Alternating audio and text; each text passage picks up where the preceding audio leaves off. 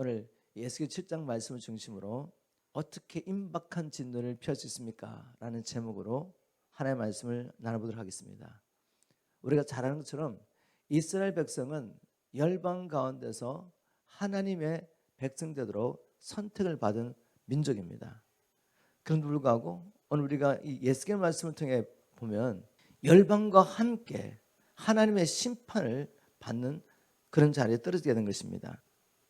하나님께서 이 에스겔을 통해 가지고 이 역사적인 사건, 즉 하나님의 백성으로 분을 받았지만 결국 하나님의 심판을 받을 수밖에 없었던 이 이스라엘 민족을 통해 우리에게 주시는 메시지가 무엇이겠습니까? 바울은 고린도전서 10장 11절에 이렇게 기록하고 있습니다. 우리 조상들에게 일어난 이러한 일들은 모든 사람에게 본보기가 되었습니다. 즉 이스라엘 민족이 열방 가운데 하나님의 백성으로 분을 받았지만 결국 하나님의 심판을 이방신을 섬기는 이방 민족들과 함께 받게 된 것, 이 일을 기록한 것은 모든 사람에게 본보기가 되게 하기 위한 것이었다. 또 그런 일이 기록된 것은 마지막 때로 살아가는 우리에게 경고를 주기 위해서이다. 이렇게 바울이 해석했습니다. 여러분 그렇습니다. 수천 년 전에 하나님께서 아브라함을 부르시고 아브라함 후손을 통해서 이루어가셨던 그 일들을 기록하여서 우리에게까지 들려준 것은 이 마지막 때를 사는 우리에게 그들의 삶을 통해서 경고하시는 것입니다. 너희들은 이들을 본받지 말라. 이렇게 살면 하나님의 백성으로 부름을 받고도 왕 같은 제사장으로 부름을 받고도 결국 하나님을 알지 못하는 저 불신자와 똑같이 심판을 피할 수 없다는 것이죠. 오늘 이 말씀이 우리 마음 가운데 경고로 우리의 영을 깨우시는 하나님의 말씀을 임하기를 주님을 축복합니다. 그리고 우리가 이스라엘 민족의 전체를 밟지 않기 위해서 하나님이 보여주신 말씀이 있습니다. 이렇게 살아야 한다. 그 말씀을 따라가면서 우리가 단지 소극적으로 하나님의 진노를 피하는 것이 아니라 적극적으로 기회가 있을 때 영원을 준비하며 남은 생에 살게 되기를 주님을 축복합니다. 에스겔 말씀을 통해서 우리가 배울 수 있는 첫 번째 사실은 하나님은 악인이 죽는 것을 기뻐하지 아니하십니다.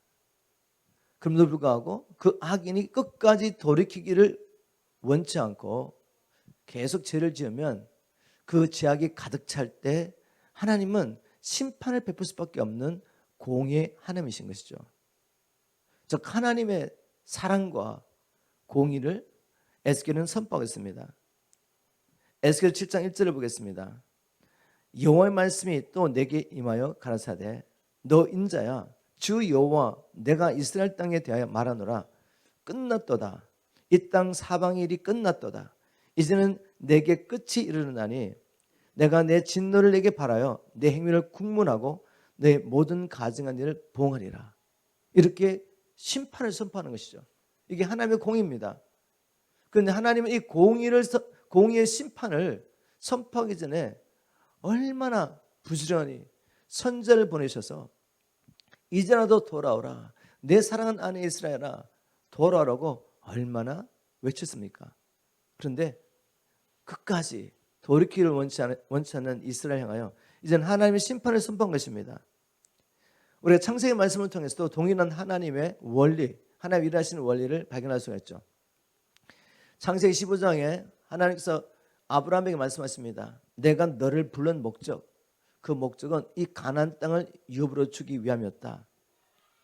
15장 7절 이렇게 기록하고 있습니다. 또 그에게 이르시되 나는 이 땅을 내게 주어 업을 삼게 하려고 너를 갈대아우르에서 이끌어낸 여호와로라.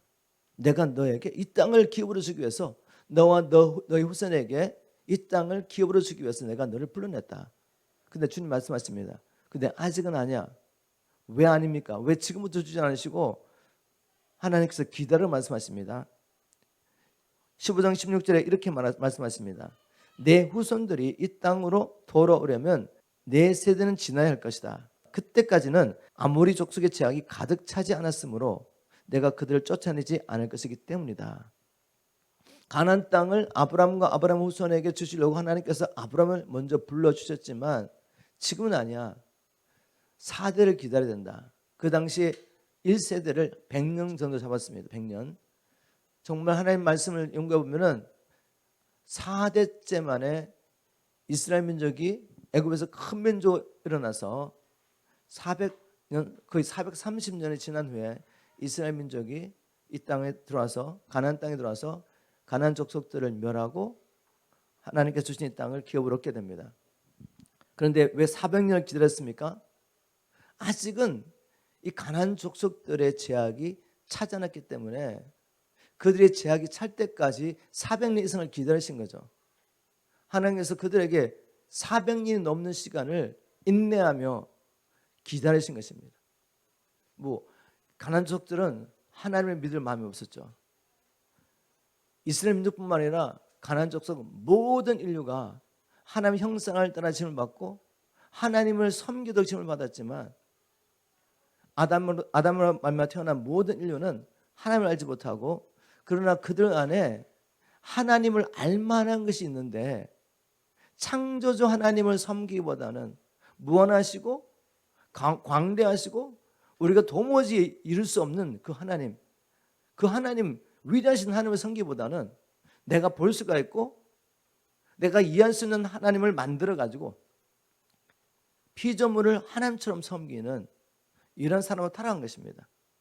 그래도 하나님은 기다리십니다.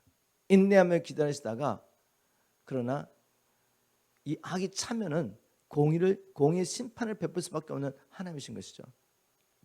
하나님의 기다리심은 하나님의 사랑의 편입니다. 하나님은 악인조차도 죽는 것을 원하지 않으시기 때문에 악인도 회개하고 돌아와서 살기를 원하십니다. 그러나 일단 하나님의 심판이 시작되면 긍휼이 없는 공의의 심판입니다. 에스겔 7장 4절을 보겠습니다. 그날에 내가 너를 아껴 소중히 다룬다거나 혹은 너를 불쌍히 여겨 자비를 베풀 일은 결코 없을 것이다.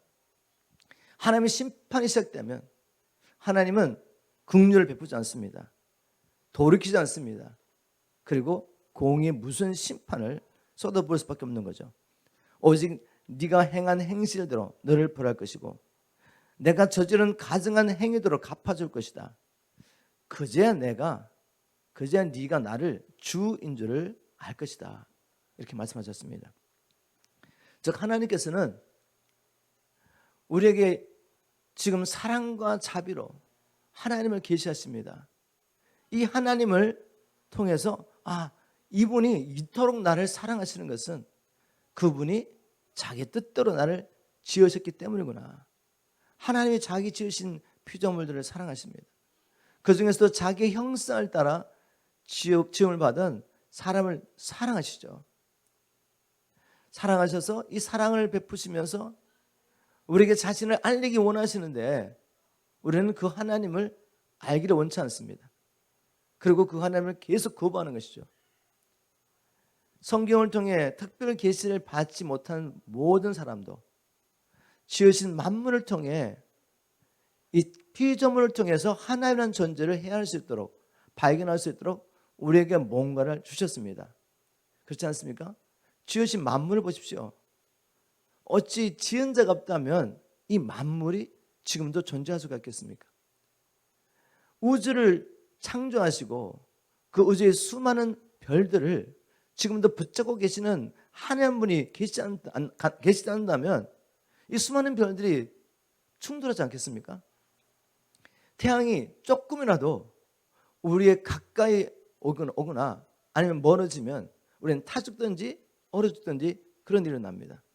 근데 누가 태양과 달의 해의 위치를 지키고 계십니까? 하나님이시죠. 사람들이 하나님의 존재를 거부한다 할지라도 우리가 어린아이 같은 마음으로 사물을 만물을 본다면 우주를 바라본다면 하나님의 살아계심을 부인할 수가 없어요. 그렇다면 우리가 누리는 모든 좋은 것들은 하나님이 주신 것이죠. 바로 이 시간에 하나님은 우리가 하나님을 발견하고 그 하나님을 주인으로 인정하기 원하십니다. 주인으로 믿고 섬기를 원하죠. 근데 우리가 하나님을 믿지 않아요. 하나님을 거부합니다.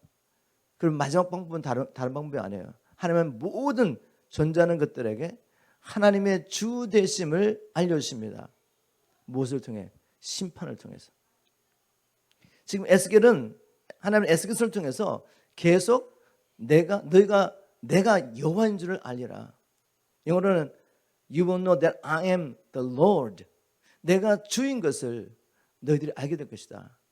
근데 어떤 방법으로? 하나님의 심판이 쏟아짐으로. 하나님의 심판이 쏟아질 때는 하나님이 자비를 베풀지 않습니다. 긍휼을 베풀지 않아요. 오직 그들의 행한 대로, 우리의 행한 대로 공의의 심판이 있을 뿐입니다. 4장 7절에도 그렇게 말씀하시고, 죄송합니다. 에스겔서 7장 4절에도 그렇게 말씀하셨고 7장 9절에도 똑같은 말씀을 반복해서 이렇게 말씀하십니다. 그날에 내가 너를 아껴 소중히 다룬다거나 혹은 너를 불쌍히 여겨 자비를 베푸는 일은 결코 없을 것이다. 오직 네가 행한 행실대로 너를 징벌할 것이고 내가 저지른 가증한 행위대로 갚아줄 것이다. 그러면 그제야 너는 너를 치는 내가 주라는 것을 깨닫게 될 것이다. 우리가 이렇게 주님 만나서는 안 되죠. 지금 살아있을 때 이 땅에 사는 동안에 정신을 차리고 우리 주님 만물만 바라봐도 우리만 바라봐도 주님의 베푸신 은혜가 얼마나 놀란지 몰라요. 여러분 머리부터 발끝까지 어떤 분들은 이렇게 말합니다. 이 사람의 육체라는 것은 온 우주를 담고 있는 것이다. 우리 육체만 바라봐도 얼마나 신비롭게 지원을 받는지 몰라요. 얼마나 신비롭습니까? 이게 그냥 자연적으로 돌아간다고 여러분 생각할 수 있겠어요? 우리가 타고 다니는 자동차도 얼마나 복잡합니까? 생명 없는 저 자동차도 누군가는 지었기 때문에 저렇게 움직이는 것이죠. 그런데 생명을 갖고 있는 우리가 그리고 또 우리 육체가 지은 자 없이 이렇게 존재할 수 있겠습니까? 오늘 숨을 쉬고 우리가 팔을 움직이고 다리를 움직이고 하나님 앞에 예배를 드리고 이렇게 살 수 있는 것이 하나님의 은혜인 것입니다. 이것을 깨닫고 우리가 살아있을 때 예수를 구주와 주님을 믿고 살아있는 동안에 반드시 믿음의 증거가 있어야 됩니다. 예수님을 구주로 믿는 믿음의 증거. 그래서 죄와 사단의 권세에서 구원을 받았고 이제는 우리를 창조하신 창조의 목적대로 예수님을 주인으로 섬기며 사는 삶의 증거, 살아있는 믿음의 증거가 있어야지 우리가 마지막 날 하나님 앞에 인정을 받을 수가 있습니다. 한번 말씀을 적용해 보겠습니다. 나는 예수님께서 하나님의 아들 그리스도이심을 믿고 있습니까? 이게 우리 신앙의 본질인데 정말 믿고 있습니까? 나에게 물어보는 것입니다. 더 넣기 전에 그냥 덮어놓고 믿는 것이 아니라 말씀을 통해서 내 삶을 정직하게 진단하면서 내게는 예수를 하나님의 아들 그리스도로 믿고 있는 살아있는 믿음의 증거였는지 물어보십시오. 나는 예수님을 나의 구주로 믿음으로 죄와 사단의 권세에서 구원받은 증거가 있습니까? 나는 예수님께서 나의 주님이 되심을 믿음으로 나는 그분을 위해서 살고 있습니까? 나는 인격적으로 예수님을 알고 있습니까? 한번 물어보십시오. 오늘 에스겔 말씀을 통해 또 나누고 싶은 두 번째 사실은 이런 질문 한번 던져보는 것입니다. 하나님은 왜 열방 가운데서 자기 백성 삼으신 이스라엘 민족을 이방신들을 섬기는 열방과 함께 심판할 수밖에 없었습니까? 이 질문에 대한 답변을 찾아야지 우리 삶 가운데 적응할 수 있고 우리가 임박한 하나님의 진노를 피할 수 있습니다. 왜 이스라엘 민족은 하나님의 백성은 부름을 받고 하나님을 믿지 않고 알지 못하는 저 열방 이방 사람들과 똑같이 심판을 받았습니까? 제가 한번 7장 3절부터 9절 보겠는데 먼저 답변을 드리고 말씀을 찾아보겠습니다. 그것은 이스라엘 백성이 하나님 앞에서 가증한 일을 행했기 때문입니다. 가증한 일, 그 가증한 일로 말미암아 심판을 받을 수밖에 없다고 주님께서 이 7장에서만 4번 반복해서 가증한 일 때문에 너희가 봉을 받을 것이라고 말합니다. 7장 3절에도 이제는 내게 끝이 이르렀나니 내가 내 진노를 내게 바라여 내 행위를 국문하고 내 모든 가증한 일을 보응하리라. 4절에도 내 행위대로 너를 벌하여 너의 가증한 일이 너희 중에 나타나게 하리니 너희가 나를 여호와인 줄 알리라. 8절에도 내 행위대로 너를 심판하여 내 모든 가증한 일을 내게 보응하되 이렇게 말씀하시며 7장 9절에도 내 행위대로 너를 벌하여 너의 가증한 일이 너희 중에 나타나게 하리니 나 여호와가 치는 줄을 내가 알리라. 반복해서 왜 하나님께서 자기 백성을 심판할 수밖에 없는지 설명하고 있습니다. 너희들 가운데 있는 이 가증한 일을 인하여. 여러분, 이 가증하다는 말이 에스겔서에 7장에만 4번 나오고 에스겔서 전체로 한 50번 반복해서 나옵니다. 얼마나 주님께서 이 가증한 일을 미워하셨는지, 하나님께서 이 가증한 일에서 떠나라고 계속 자기 백성에게 선전을 보내되 부지런히 보내서 경고를 하는데도 그들은 이 가증한 일을 버리지 않습니다. 도대체 이 가증한 일이 뭐겠습니까? 다른 것이 아닙니다. 하나님은 이스라엘 백성들에게 남편이 되십니다. 이스라엘 백성들은 하나님을 사랑하시는 아내가 되죠. 그럼에도 불구하고 그들이 하나님 아닌 다른 이방신들을 음란하게 섬긴 것입니다. 제가 한번 그들이 얼마나 음란하게 섬겼는지 에스겔서 8장 말씀을 통해 한번 나눠보겠습니다. 지난주에 나눴던 메시지 기억나시나요? 바로 그들이 하나님 임재 앞에 자기 남편이 있는 그 임재 안에서 음란한 짓을 대담하게 행한 거죠. 8장 5절 보겠습니다. 그가 내게 이르시되 인자야 이제 너는 눈을 들어 북편을 바라보라 하시기로 내가 눈을 들어 북편을 바라보니 제단문 어기 북편에 투기의 우상이 있더라. 성전 제단문 어기 북편에 투기의 우상이 있었답니다. 6절에도 이렇게 말합니다. 그가 또 내게 이르시되 인자야 이스라엘 족속이 행한 일을 보느냐 그들이 여기서 크게 여기는 어디죠? 성전 안에서 하나님의 임재가 있는 이 성전 안에서 크게 가증한 일을 행하여 나로 내 성소를 멀리 떠나게 하시느니라. 너는 다시 다른 큰 가증한 일을 벌이라 하시더라. 내 안에 이 가증한 음란한 일 때문에 나의 임재가 있는 이곳에서 그들이 행하는 이 더러운 일 때문에 나는 이제 이 성전을 내 집을 떠날 수밖에 없어. 내가 다시 더 가증한 일을 보여줄게. 그리고 9절에 이렇게 말씀하십니다. 내게 이르시되 들어가서 그들이 거기서 행하는 가증하고 악한 일을 보라 하시기로 내가 들어가 보니 각종 각양 곤충과 가증한 짐승과 이스라엘 족속의 모든 우상을 그 사면벽에 그려놓고 지금 누가 이런 음란한 짓을 하고 있는지 보십시오. 이스라엘 족속의 장로 중 70인이 그 앞에 있었으며 사반의 아들 야사냐도 그 가운데 섰고 각기 손에 향료를 드는데 향년이 구름같이 오르더라. 이 가증한 일, 하나님을 배신하고 하나님의 임재가 있는 이 성전 안에까지 온갖 우상을 다 가지고 와서 벽에다가 그들이 섬긴 우상을 그려놓고 열심히 음란한 짓을 하고 있는 자들이 누구죠? 이스라엘 민족의 지도자였습니다. 이스라엘의 70 장로들. 여기서 끝나지 않습니다. 또 14절 이렇게 말합니다. 그가 또 나를 데리고 여호와의 전으로 들어가는 북문에 이르시기로 보니 거기 여인들이 앉아 단무스를 위하여 애곡하더라. 여자들은 또 자기 나름대로 단무스라는 우상 앞에서 애곡하고 그를 섬겼는데 성전 안에서 그를 하고 있습니다.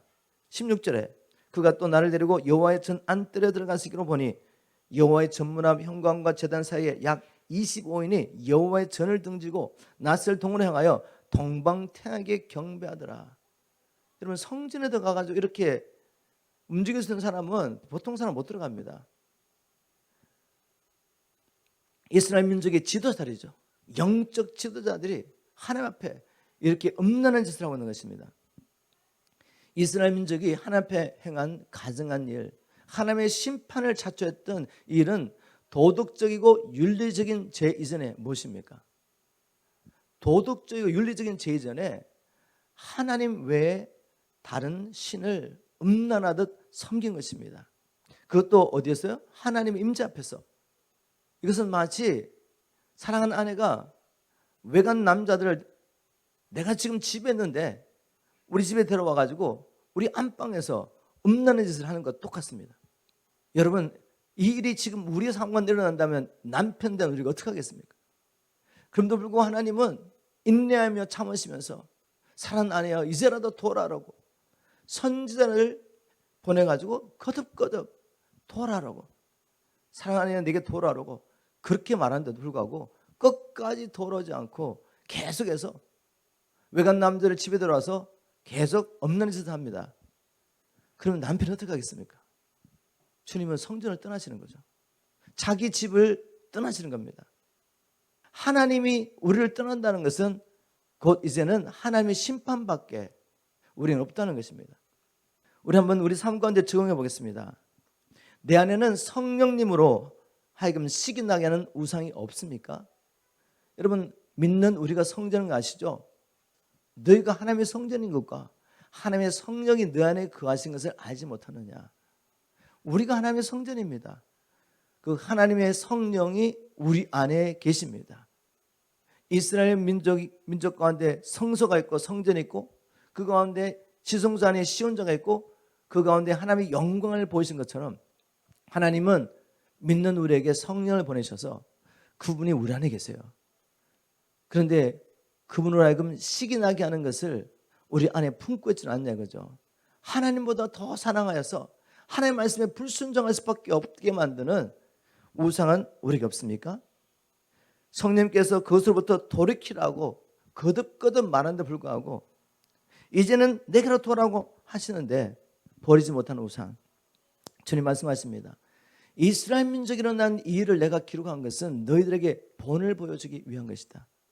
만세를 사는 우리가 이 일에 대해서 경고를 받고 돌이킬 수 있도록 하나님이 기록한 것이라고 말씀하십니다. 우리 주님께서 지금 은혜 때 사랑하는 우리에게 끊임없이 손을 내미시면서 이제는 돌아와라. 내가 다시 올 때가 가까웠다는 것입니다.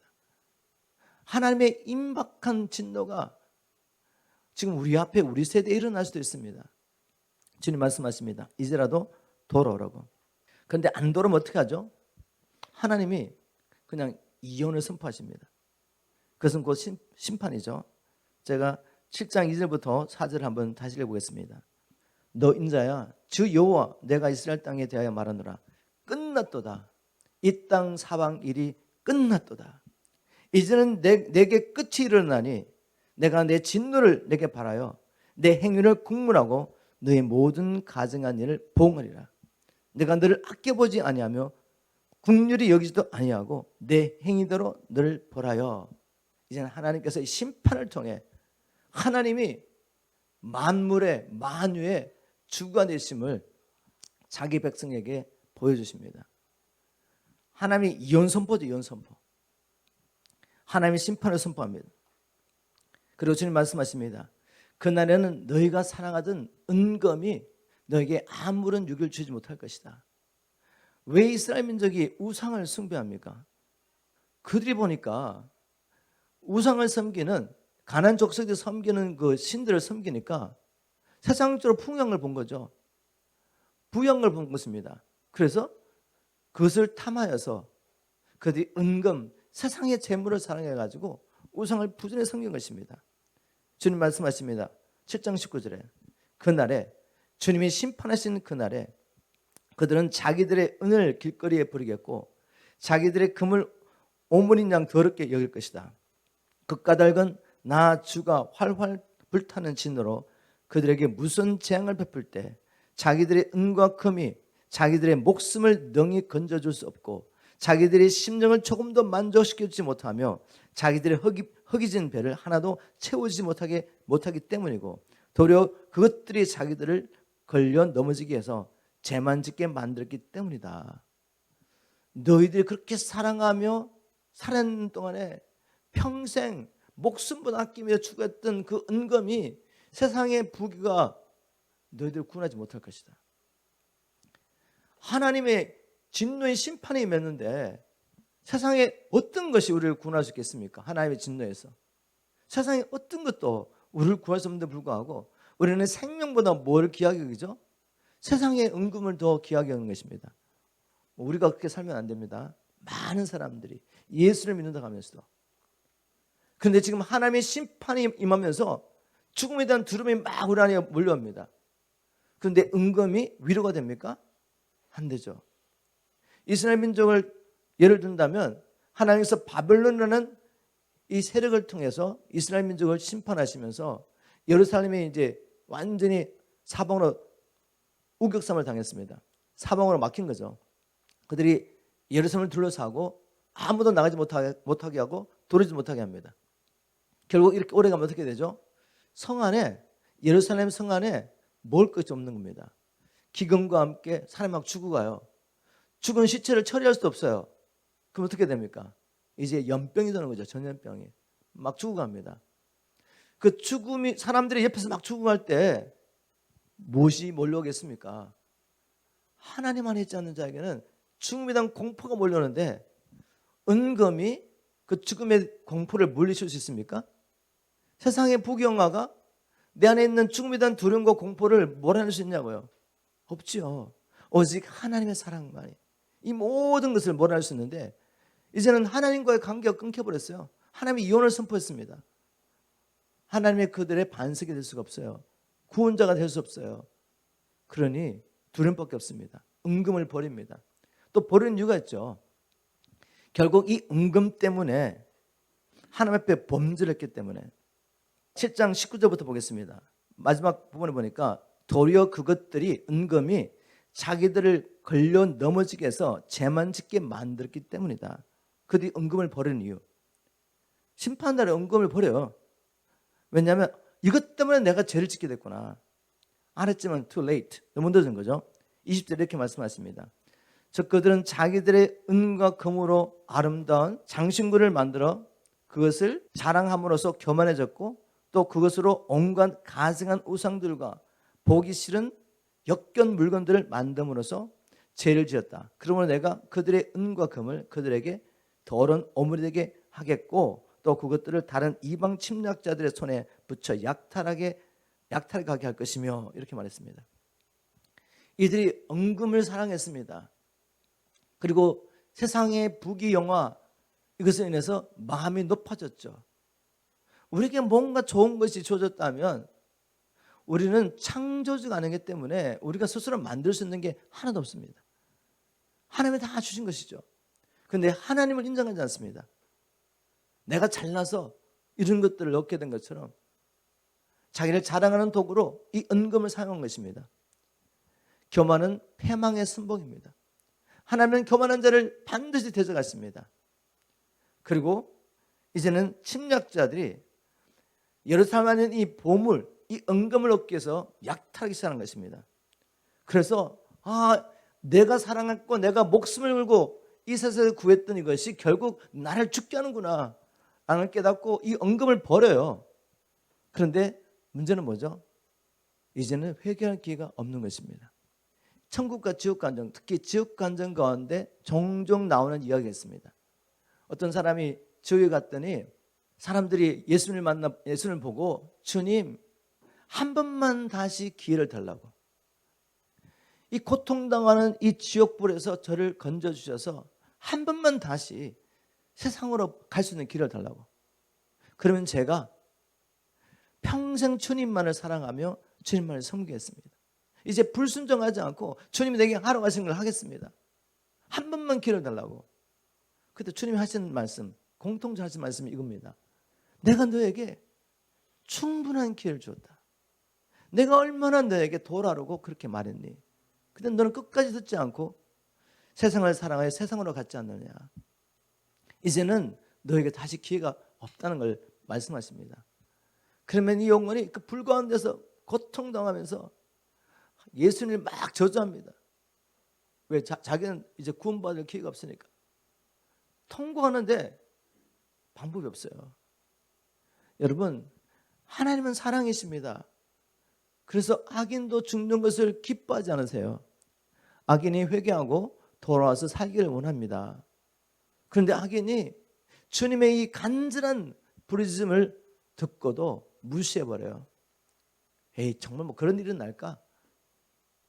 이 세상의 영에 마음의 눈을 가려가지고 계속 세상을 사랑하며 육체를 사랑해서 하나님 앞에 죄를 짓습니다. 이제 심판이 임하면은 보이지 않습니까? 그 말씀이 진리인 것을. 육체를 벗고 영적인 세계로 들어가면 하나님 말씀이 진리인 걸 알지만 천국 관측 있는 것을 알게 되고 하나님 앞에 심판대 앞에 섰을 때 말씀을 따라 심판을 받게 되고, 그래서 자기는 하나님 나라 들어갈 수 없는 것을 알게 되지만 그때는 너무 늦지 않았습니까? 이스라엘 민족이 너무 늦은 것이죠. 하나님이 수없이 많은 자기의 종을 보내서 간절하게 그 음란한 아내지만 사랑하면서 다시 돌아오라고, 돌아오면 살 수 있다고, 죄 용서를 받고 살 수 있다고, 하나님의 은혜와 사랑 때문에 살 수 있다고 말하지만 돌아가지 않습니다. 그래서 심판이 임하게 됩니다. 결국 이스라엘 민족이 하나님의 백성으로 분을 바꿔도 결국 열방과 함께 하나님의 심판을 받게 된 것은 그들도 똑같이, 믿지 않는 자들과 똑같이 하나님 앞에 범죄했기 때문입니다. 또 다른 이유가 하나 있습니다. 다른 이유는 뭔가 하면 이스라엘 민족이 이렇게 하나님의 심판을 받게 된 중요한 이유 중 하나는, 그것은 이스라엘 민족의 지도자들이 타락했기 때문에.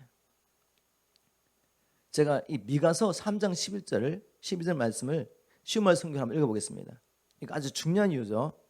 왜 각 시대에 하나님의 백성들이 타락하게 되느냐. 그것은 하나님의 말씀을 열어서 하나님의 백성들에게 진리를 선포해야 될 주의 종들이 세상을 사랑합니다. 돈을 사랑합니다. 명예를 사랑합니다. 그래서 말씀을 왜곡하고 사람들이 듣고 싶어하는 이야기를 들려주는 것이죠. 그런데 그런 사람들도 수없이 많은 사람이 따라가죠. 시대는 바뀌어도 영적 원리는 바뀌지 않는 것 같습니다. 미가서 3장 11절부터 12절, 이스라엘 민족이 하나님의 심판을 받게 된 이유, 하나님이 이렇게 기록하고 있습니다. 보라, 너희 지도자들은 뇌물을 바꿔서 판결하며 너희 제사장들은 싹스를 바르고 가르치며 너희 예언자들은 돈을 벌려고 예언한다. 그러면서도 너희들은 오직 주만 전적으로 의지하는 자들처럼 말하기를 주께서 우리 가운데 계시지 않느냐, 그러니 우리에게는 어떤 재앙도 닥치지 않는도다 라고 큰 소리를 친다. 그러므로 예루살렘의 지도자들아, 바로 이 같은 너희들 때문에 무슨 재앙이 닥칠 것이니 라고 주님께서 선포하겠습니다. 왜 이스라엘 백성에게 이런 무슨 재앙이 하나님의 심판이었습니까? 영적 지도자의 타락이죠, 타락. 그런데 이 영적 지도자들은 하나님께서 보내신 진짜 선지자를 핍박합니다. 하나님의 진노가 임박한 그때 이스라엘 백성 가운데 거짓 선지자들이 너무 많았던 것이죠. 다수가 거짓 선지자였고 그 다수가 뭐라고 말했습니까? 하나님이 우리와 함께 하신다. 그래서 저 가짜들이 말하는 참 선지자인데 재앙을 선포하는 저들의 말을 잠재본 거죠. 다수가 큰 목소리로 아니야, 하나님이 우리와 함께 하시기 때문에 결코 저들이 말하는 재앙 우리에게 임하지 않는다. 그런데 이스라엘 백성들은 너무나도 어리석게 그 거짓 선지자의 말을 따라갑니다. 왜? 그들이 그런 이야기를 듣고 싶었거든요. 하나님의 말씀대로 정직하게 살펴보면 그들은 심판을 받을 수밖에 없어요. 하나님의 말씀으로 심판하시지 다수의 교리로 심판하십니까? 영향력 있는 한 시대 교회 지도자의 말을 통해 하나님께서 심판하십니까? 아니죠. 살아계신 하나님의 말씀으로 심판하십니다. 말씀대로 보면 죽을 수밖에 없는 거죠. 오직 아버지의 뜻대로 행하는 자라만 들어갈 수가 있고, 거룩함이 없이는 주를 볼 수가 없고, 마지막 때 심판이 하나님의 집에서 시작되면서 주님의 종이라고 하는 자들이 먼저 하나님 앞에 서가지고 심판을 받게 됩니다. 하나님의 말씀에 따라서 심판을 받고, 그들이 불충한 종이었다면 외식한 자들이 받는 심판을 받는 것이죠. 불충한 주의 종이었다면 무익한 자들은 바깥 어두운 것에서 쫓겨나서 이를 가게 된 것입니다. 그 분명 하나님의 말씀 아닌가요? 이기는 자만이 하나님 나라에 들어가서 생명나무의 실력을 먹을 수 있습니다. 둘째 사망, 하나님의 진노를 피할 수가 있죠. 우리는 이겨야 합니다. 이길 수 있도록 우리 주님이 죽으시고 부활하셔서 우리에게 자기의 생명을 주셨어요. 우리 육신에는 선한 것이 하나도 없고 우리 육신으로는 이 세상과 죄를 이길 수 없기 때문에 성령을 보내주신 겁니다. 그리고 천사들을 보내주셨어요. 이길 수 있도록 하나님의 아들의 권세를 주셨습니다. 그런데도 여전히 우리는 자유의지를 가지고 하나님을 사랑하고 그분을 따라갈 수도 있고 세상을 사랑하고 육체를 사랑하여서 세상을 쫓아갈 수 있습니다. 세상을 쫓아가려고 하는 자들은 거짓 선지자의 달콤한 말에 귀를 기울이고 그것을 쫓아가죠. 우리가 믿음으로 하나님의 은혜를 믿음으로 구원받기 때문에 어떻게 살든 관계없어. 그래서 불신자들과 똑같이 세상을 사랑함으로 세상 신에게 절하고 이스라엘 민족처럼 저렇게 음란하게 하나님은 성전을 삼으시고 우리 안에 계시는데 그 임재 앞에서 끊임없이 음란한 짓을 하는 거죠. 그래도 거짓 선자는 말합니다. 하나님이 당신을 사랑하십니다. 하나님이 함께 하시기 때문에 결코 이 심판, 이 재앙은 임하지 않습니다. 그 말이 맞을 것 같습니까? 열매로 그들을 알리라.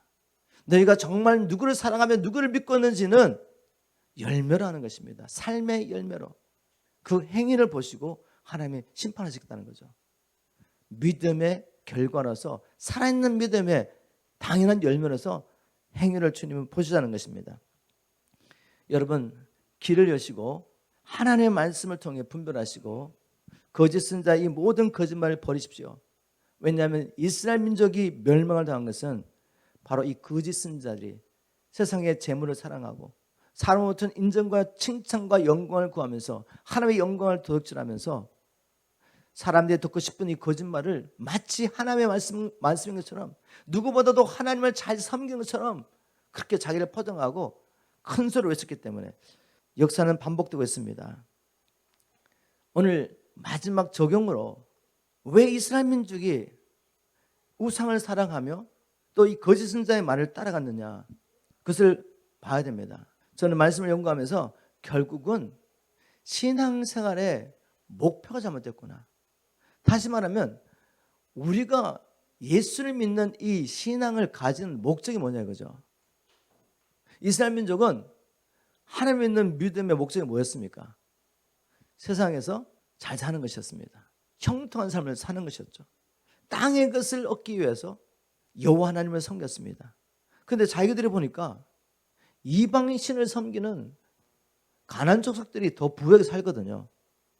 그게 자기들의 신앙의 목적이기 때문에 조상들이 섬겨왔던 여호와 하나님도 섬기고 여호와 하나님도 바로 그런 목적으로 섬기고 자기를 위해서 은금을 위해서 세상의 풍요를 위해서 그리고 이방 민족들이 섬기는 저신을 함께 섬기는 겁니다. 신앙의 목적이 잘못됐죠.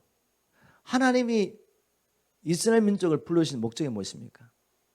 하나님이 저와 여러분을 불러주신 목적이 무엇입니까? 모든 시대 하나님이 자기의 백성을 불러서 하시고 싶은 이야기는 이런 뭔가 하면 하나님의 나라를 이 땅에 회복하기를 원하십니다.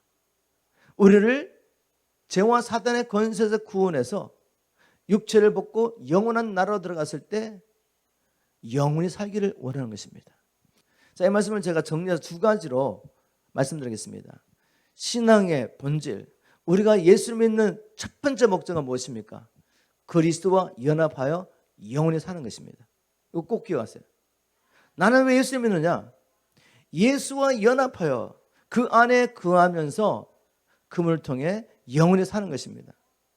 여러분 이게 예수 믿는 목적 맞죠? 여러분은 꼭 기억하십시오. 그러면 왜 우리가 애초에 창조주신 생명이신 하나님으로부터 끊어졌습니까? 아담이 짐을 받을 때 우리도 그 안에서 함께 짐을 받았습니다. 아담이 하나님을 믿지 않고 범죄하여 이제는 자기가 주인 되어서 자기 뜻대로 살기로 결정하고 마귀를 쫓아가는 그 순간에 그는 하나님으로부터 끊어진 것입니다. 생명이신 하나님으로부터 끊어졌어요. 이렇게 살면 사는 것 같지만 사실은 죽은 것이죠. 영적으로 죽었기 때문에 육신의 죽음을 결국 경험하게 되고 그리고 영원히 하나님과 분리되어 심판받는 곳에 떨어지는 것입니다. 이런 우리가 이 세상에 아담 안에서 태어나서 하나님과 끊어진 상태에 태어난 우리가 이 땅에 살아있는 동안에 평생 무엇을 구해야 되겠습니까? 하나님과 연합을 구해야죠. 그래야지 잠깐 있다가 지나가는 이 세상의 삶을 마치고 영원한 세상에 들어갔을 때 영원한 하나님 나라에 들어가서 하나님과 함께 영원히 살 수 있는 것입니다. 우리가 살아있는 진정한 목적, 이 땅에서 하나님이 우리에게 주기 원하시는 것은 그리스도와 연합하여 영원히 살게 하는 것입니다. 여러분, 이것을 인생의 목표 그리고 신앙의 목표로 삼으셔야 돼요. 한번 예수를 믿고 거듭나서 주님과 연합하면 끝입니까? 얼마든지 이 생명에서 꺼내주셨습니다. 이 생명에서 꺼내주셨다고요. 우리 안에 계신 성령님을 거역하고 소멸하고 근심하게 하면 결국 이스라엘 민족이 버림받은 것처럼 우리도 끊어질 수 있습니다. 버림받을 수 있다는 말이에요. 바울 같은 사람도 내가 내 육체를 복종하게 하는 것은 내가 이 복음을 전한 후에 버림을 받을까 두려워한다. 바울도 그걸 알았습니다. 로마서에도 이방인 가운데 믿는 자들에게 경고하죠. 야, 이스라엘 민족 봐. 그들이 하나님의 택함을 받았고 참감람나무에 가지였어. 근데 그들이 불순종해서 하나님이 그들 끊어버리고 이방인들 가운데 믿는 자들 접붙여가지고 살게 한 거야. 그런데 조심해. 하나님이 원래 가지도 잘라버리셨다면 너희들도 하나님의 그 사랑 안에 거하지 않는다면 하나님을 경외함으로 그분의 말씀에 순종하지 않는다면 너희도 잘릴 수 있어. 이게 로마서 11장 말씀 아닌가요? 여러분, 우리 얼마든지 잘릴 수 있습니다. 그래서 우리 살아있는 동안에 무엇을 구해야 된다? 신앙의 목표는 주님과 연합하여 그분 안에 거하는 것입니다. 그분 안에 거하지 않는 자, 요한복음 15장 말씀을 통해 분명히 말씀하셨죠? 요한복음 15장 6절, 사람이 내 안에 거하지 아니하면 가지처럼 밖에 버리어 말라지나니 사람들이 이것을 모아다가 불에 던져 살아나니라. 지금 불신자에게 말하는 것이 아니라 자기 앞에 앉아있는 11명의 제자들에게 하신 말씀이죠. 너희들 내 안에 거하지 않으면 밖에 버리어 불에 던져 살라지게 될 것이다. 우리가 어떻게 주님 안에 거할 수 있습니까? 15장 10절에 내가 아버지의 계명을 지켜 그의 사랑 안에 거하는 것 같이 너희도 내 계명을 지키면 내 사랑 안에 거하리라. 내 계명은 무엇이냐? 내가 너희를 사랑한 것 같이 너희도 서로 사랑하라는 이것이니라.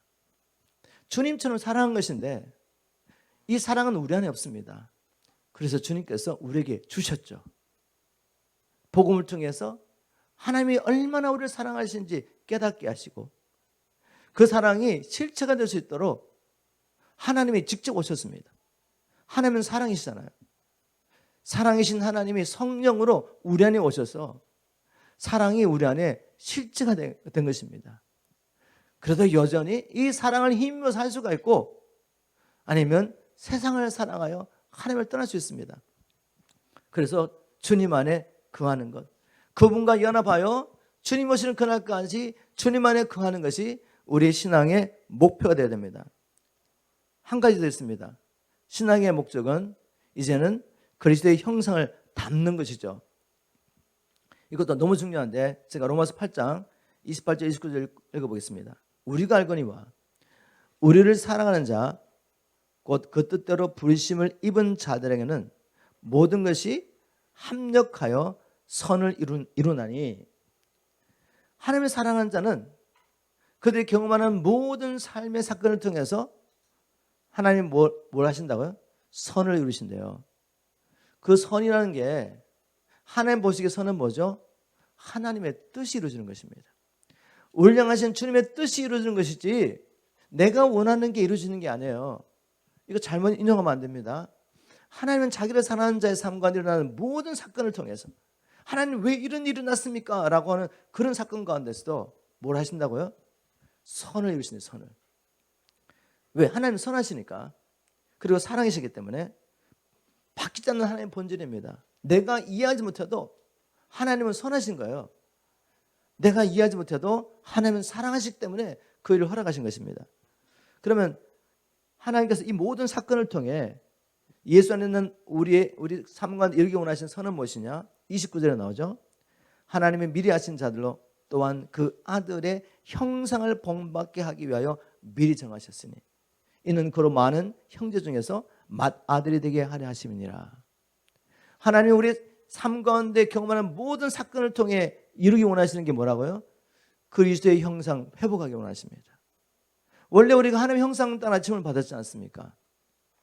이 형상이 회복되지 않은 상태에서 다스린다면 하나님 나라 될 수 있겠습니까? 이제 장차 우리가 하나님 나라를 유업을 받아서 예수 그리스도와 함께 하나님 나라를 다스려야 되는데 하나님 뜻대로 다스리며 그 다스림을 통해서 하나님의 영광과 아름다움을 온 우주 가운데 선포해야 됩니다. 그런데 우리가 이기적인 우리 모습으로 어떻게 그 나라를 다스리며 그 나라가 어찌 하나님의 나라가 될 수가 있겠습니까?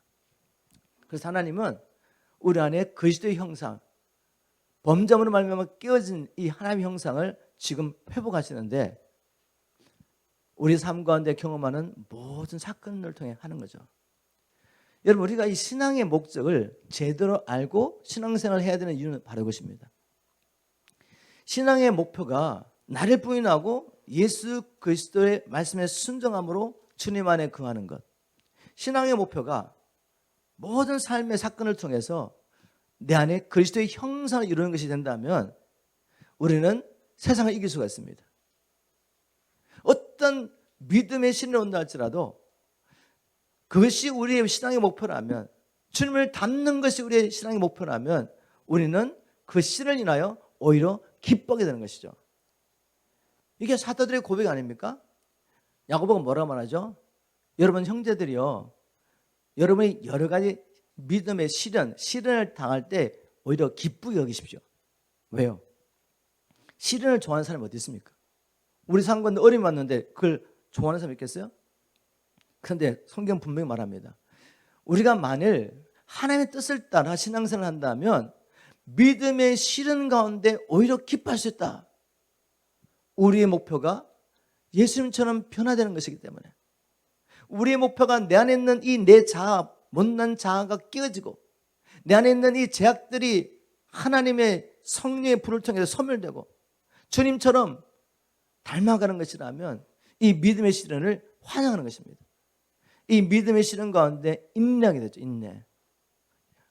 왜? 지금 하나님께서 나를 만들어 가시고 있다는 것, 이 사건을 통해 나를 보여주시고 내가 보여야 할 것이 무엇인지, 내가 뭐를 잘못했는지, 하나님 믿는다고 하면서 뭐를 잘못했는지 보여주는 것입니다. 그래서 그걸 인정하고 버리고 깎이는 작업을 하는 거죠. 그 인내를 통해 우리가 온전히 성숙한 사람으로, 하나님 보시기에 하나님의 계획하신 바로 그 사람으로 만들어지기 때문에 믿음의 선진들은 믿음의 시련들을 기쁘게 받아들였습니다. 그래서 사도행전 5장 41절에 보면 베드로와 요한이 공회 앞에서 예수 이름으로 가르친 것 때문에 신문을 받고 채찍에 맞죠. 채찍에 맞고 나오면서 어떻게 했습니까? 막 힘들었습니까? 막 두려웠습니까? 성경에 보니까 그들이 공회 앞에 나오는데 예수의 이름을 인하여 능력받기에 합당한 자로 자신이 자격이 됐다는 것에 인해서 기뻐하며 나왔다고 말했습니다. 신앙의 목표가 뭔지 아시겠죠? 그분들의 신앙의 목표.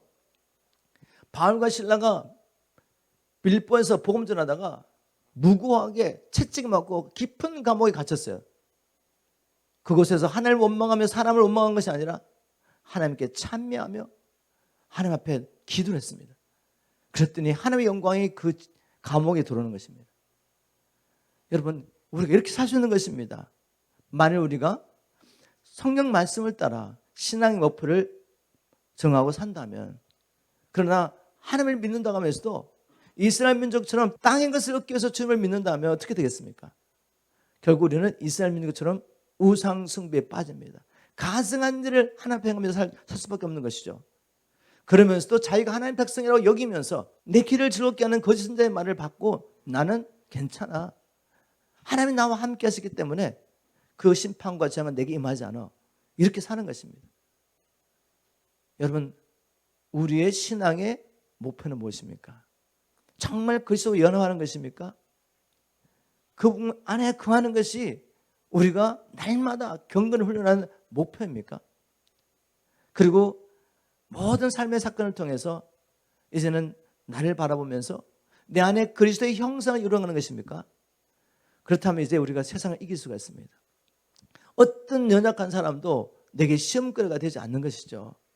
어떤 어려운 환경도 하나님이 나를 만드시기 위한 귀한 도구가 되는 것입니다. 그래서 승리할 수 있는 것입니다. 내가 예수님을 믿는 목적은 무엇입니까? 여러분에게 물어보세요. 만사형통입니까? 아니면 영생을 얻는 것입니까? 그리스도의 형상으로 변화되는 것입니까? 날마다 십자가를 지고 주님을 쫓아가는 것은 하나님 말씀을 따라 바른 신앙의 목표를 가지고 있는 자에게는 복음입니다. 복음. 나를 부인하고 날마다 십자가를 지고 주님을 쫓아가는 것은 복음입니다. 복음. 그게 어려운 일처럼 느껴질 수 있지만 그러나 결국 이것이 내가 사는 길인 것을 믿기 때문에 하나님의 은혜를 구하면서 그 길을 가는 것입니다. 그러면 결국 뭐가 임하죠? 성령 안에서 하나님의 나라가 임합니다. 의와 평강과 기쁨이, 그 기쁨의 나라가 우리에게 임하는 것입니다. 그렇기 때문에 십자가를 지고 주님을 쫓아가는 이 메시지는 복음입니다. 복음. 이 말씀을 살아내기를 주님으로 축복합니다. 그래서 우리가 이스라엘 민족을 통해서 경고를 받았습니다. 그들이 하나님의 백성임에도 불구하고 심판을 피할 수 없었던 것은 이방 민족과 똑같은 인생의 목표를 가지고 살았기 때문에, 신앙의 목적이 잘못됐기 때문에, 그리고 그들이 그런 신앙의 목표를 가지고 살았던 이유는 영적 지도의 타락 때문이었습니다. 여러분이 하나님의 사랑을 거부하고 마음을 강팍해하며 세상을 쫓아가지 않기를 주님은 축복합니다. 여기서 돌이켜야 합니다.